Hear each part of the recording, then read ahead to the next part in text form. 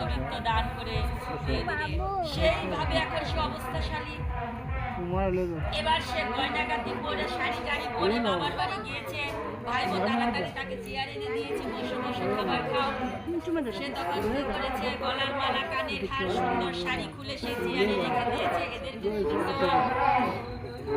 আমাকে তো খেতে দাওনি, আমি একদিন এসেছিলাম হাত পেতেছিলাম ভিখারির বেশে, তখন আমাকে ফিরিয়ে দিয়েছ।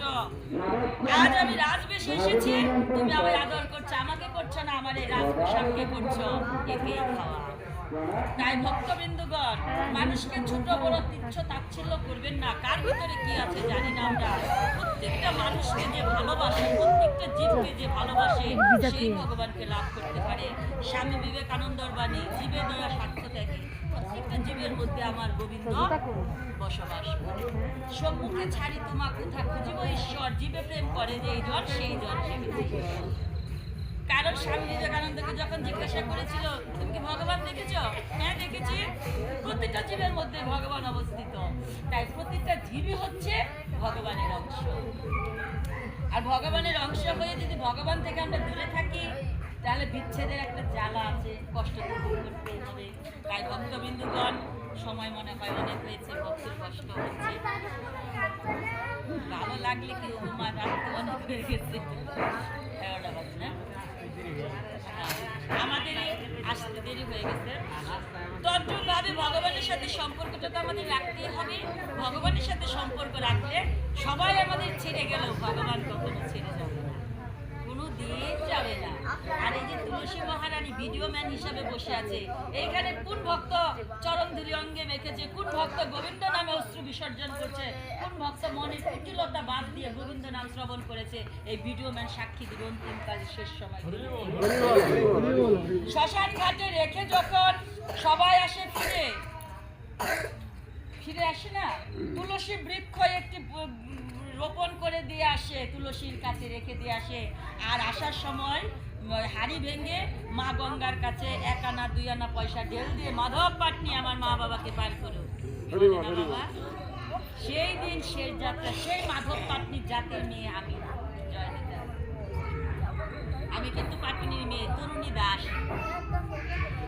যার নৌকায় শ্রীরামচন্দ্র পার হয়েছিল, যার নৌকায় গৌরাঙ্গ মহাপ্রভুরা পার হয়ে গিয়েছিল। গৌরহরি যখন সন্ন্যাস ধর্ম গ্রহণ করে তখন বলেছিল আমাকে কিছু করি না দিলে আমি নৌকায় পার করব না। তখন বলছিল মাধব আমায় আজ পার করে দে, তোকে আমি এমন বরদান করব, তোর গোষ্ঠীজাত, তোর এই বংশজাত, তোর এই তরিতে যে পার হয়ে যাবে সে উদ্ধার হয়ে যাবে, আর তুই তো অন্তিমে আমাকে লাভ করবি।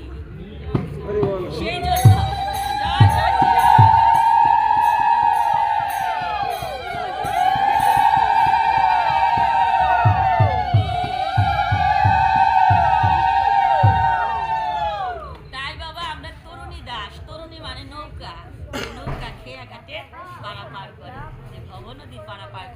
আমরা কত নদী পার হই। হ্যাঁ, মৃত্যুর পর যে নদীটা পার হতে হবে সেই নদীটার নাম কি? বৈতরণী। ভক্তরা অনেক জানে। হরে কৃষ্ণ। তাই সেই খেয়াঘাটে পার হতে গেলে আমাদের কি করতে হবে? 16 আনা পরিপূর্ণ পয়সা লাগবে। যখন 16 আনা না হবে তখন গোবিন্দকে বলবো 1 আনা দিব করে পার করে দাও তাড়াতাড়ি। আমি তো 1 আনা পার করবো না। হ্যাঁ, 8 আনা দেব করে, টানার মতো না টানলে আমি কাউকে পার করি না। 9 আনা দেব করে পার করে দাও তাড়াতাড়ি। আমি মাঝি 9 আনা, বহুদিনের পুরানা, যুগ যুগের মাঝি আমি 9 আনাতে পার করবো। আমার 16 আনায় দিতে হবে। সব সখীকে পার করিতে নিব আনা আনা, তোমার বেলায় নিব সখী তোমার কানের শোনা। 15 আনা যদি আমরা ধর্ম সঙ্গ কীর্ত সঙ্গ করেও করতে পারি, কানের শোনা, এই শোনার কথা বলে নাই বাবা, যে বলিতে পারো এ নাম, না বলিতে পারলেও শুনো শ্রবণ, এই শোনাতেও 1 আনা পরিপূর্ণ হয়। সেই জন্য কৃষ্ণ নাম বলতেও হয়, শুনতেও হয়, এবং করতালির মাধ্যমে গোবিন্দকে ডাকতে। জয় জয়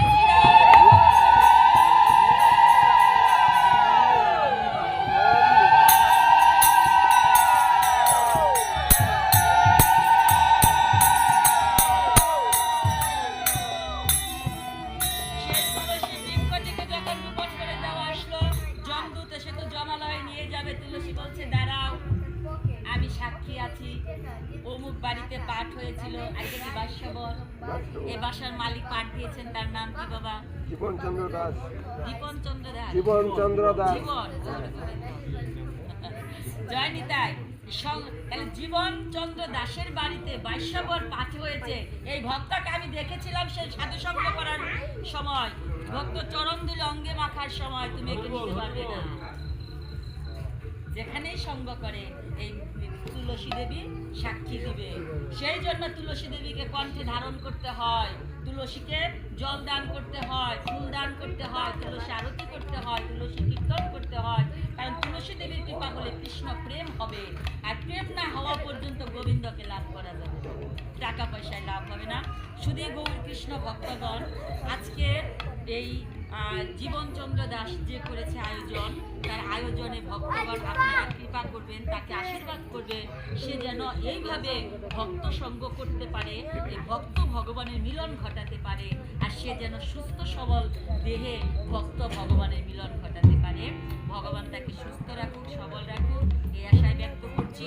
আর উপস্থিত ভক্তবৃন্দ যারা আছেন, তারা প্রত্যেকেই যেন গোবিন্দের কৃপা লাভ করে, প্রত্যেকেই যেন সুস্থ সবল দেহে গোবিন্দের ভজন সাধন করতে পারে। কারণ টাকা পয়সা এগুলা সঙ্গে যাবে না, এই ভজন সাধনটাই সঙ্গে যাবে। তাই প্রত্যেকটা ভক্তকে আমার প্রাণ গোবিন্দ প্রেম দান করুক, ভক্তি দান করুক, এই আশায় ব্যক্ত করছি। এবার শ্রীমদ্ ভগবদ গীতার শেষের দিকে যাব। আমার অর্জুন যখন এই রূপ দর্শন করে শ্রীকৃষ্ণের চরণে নিজেকে অর্পিত করে দিলেন, গোবিন্দ তখন অর্জুনকে ক্ষমা করে আলিঙ্গন করে বুকে জড়িয়ে ধরলেন আর বললেন, অর্জুন, শ্রেষ্ঠ মূল উপায় আমাকে পাওয়ার একমাত্র ভক্তি। তাই দ্বাদশ অধ্যায় চলে গেলেন ভক্তি যুগে বুঝাতে তাকে। আজকে আমি একাদশ অধ্যায় এখানে বিশ্রাম দিচ্ছি। এবার আবার যদি সময় হয়, সুযোগ হয় এরকম ভক্ত সঙ্গ করার, এই দ্বাদশ অধ্যায় ভক্তি যুগ নিয়ে আমি আলোচনা করব। তাই যদি ভক্তের কৃপা হয়। তাই শ্রীমদ্ ভগবদ গীতা পাঠ শেষান্তে একটু মাহাত্ম্য পাঠ অবশ্যই কর্তব্য করণীয়। তাই আমি সংকীর্ণভাবে সংক্ষিপ্তভাবে বলছি। ঋষি বলিলেন, হে সুতমণি ব্যাসদেব যেমন গীতার কথা বলেছিলেন, তেমন আপনি আমাদের কাছে ভালো করিয়া বলুন। গীতার মাহাত্ম্য অতি পরম গোপনীয়, সেই কথা বলিবার ক্ষমতা কার আছে? ইহা ছাড়া শ্রীকৃষ্ণ, অর্জুন, ব্যাসদেব, সুখদেব, যাজ্ঞবল্ক্য এবং জনক রাজা কিছু কিছু জানেন। যাহাই হোক, আমরা ব্যাসদেবের মুখে যেমন শ্রবণ করেছি, তেমন আপনাদের কাছে বলিতেছি, শুনুন। সমস্ত উপনিষদ হলো কি? গাভী। শ্রীকৃষ্ণ হলেন গোপ, সেই গাভীর বাছুর হলেন অর্জুন, আর সেই গাভীর দুধ হলো এই গীতা অমৃত গ্রন্থখানি। মায়ের দুগ্ধ পান করে যেমন আমরা বেঁচে আছি, তদ্রূপভাবে গীতা অমৃত দুগ্ধ পান করে, গীতা মাতার দুগ্ধ যে ব্যক্তি একবার পান করে, সে জীবনে অমরত্ব লাভ করতে পারে, অমর হয়ে যায়। তাই শঙ্করাচার্য তার একটি গ্রন্থে লিখেছেন, যে ব্যক্তি গর্ভধারিণী মাতা, গীতা মাতা এবং দেশ মাতা, তিন মাতার সেবা পূজা করে, এই জগতে তার মতো শ্রেষ্ঠ ভক্ত আর হয় না। জয় জয়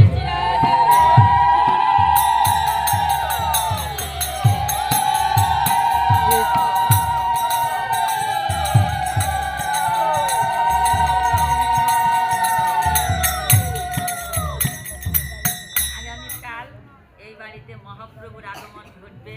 মনে হয় অনেক ব্যবস্থায় আছে, এটা হয় প্রতি বছর, তাই না? আমি বোধহয় এবার প্রথম আসলাম, জয়নিতাই ভক্ত সঙ্গ করে গেলাম। তো গোবিন্দের কাছে কৃপা করি গৌরাঙ্গ মহাপ্রভু যেন তার পার্শ্বদগণদের নিয়ে এসে আনন্দের সেবা করে এই বাড়ির মঙ্গল করে যান, ভক্ত ভগবানের যেন মিলন ঘটে যায়।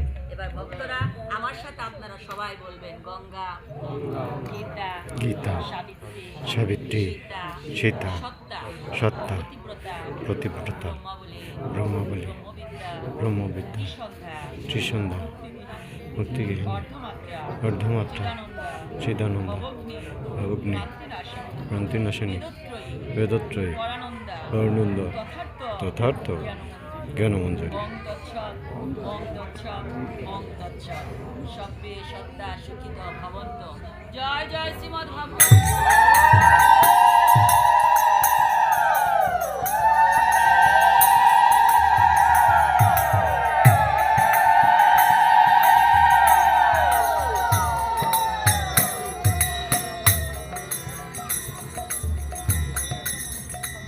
আগামীকালের অনুষ্ঠান এই বাড়ির সদস্যবৃন্দ যারা আছেন তারা সবাই যেন সুস্থ সবল দেহে গোবিন্দের সেবা পূজা করতে পারে এই আশা করে আর সকল ভক্তের মঙ্গল কামনা করে আমার অপরাধ ক্ষমা চেয়ে আমি এখানে ব্যাস দেবে ব্যাস একটা পাত্র দিন আমার যদি কোনো কিছু জানতে হয় একটা চাল চাল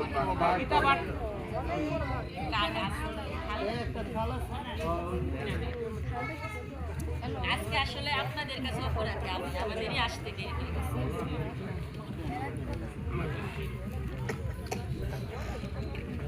দেরি দেরি কেন কর্তা